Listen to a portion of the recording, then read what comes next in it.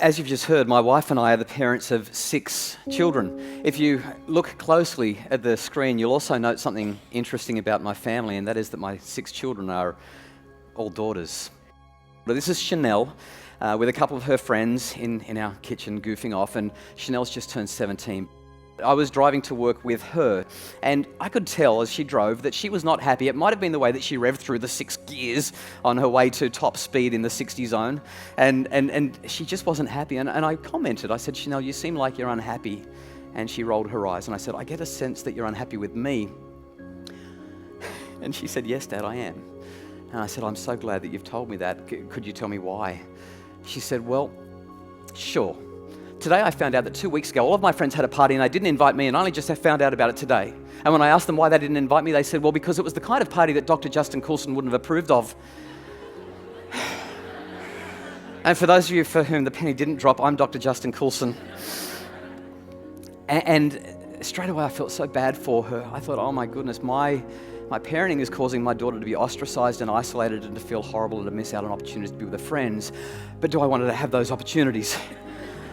And I looked at her and I said, you know, if they didn't invite you to a party that I wouldn't approve of, it sounds like there probably were a few things going on that are not consistent with our values. Was there alcohol being consumed and potentially misused? She said, yes. I said, were there other drugs being consumed and potentially misused? She said, almost certainly. I said, were people disappearing into rooms for intimate encounters that they may or may not regret the next day? She said, possibly. I said, well, I'm really glad you weren't there. And so I said, do we need to revisit the rules? She looked at me, she said, Dad, I know why we have the rules. I've been part of the conversations, remember? I said, okay. I said, I want to ask you a tough question. You're nearly an adult. You're a year and a bit off being an adult. Now, I think these are good rules, but do we need to rethink the rules? And then I waited and my heart pounded. And eventually she said, Dad, I don't like the rules. And my heart stopped. And I said,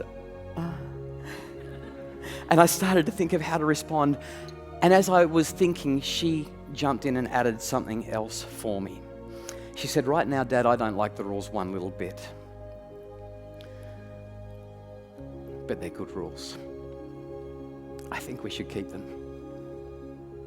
This is the kind of line that every parent dreams of hearing from their kids.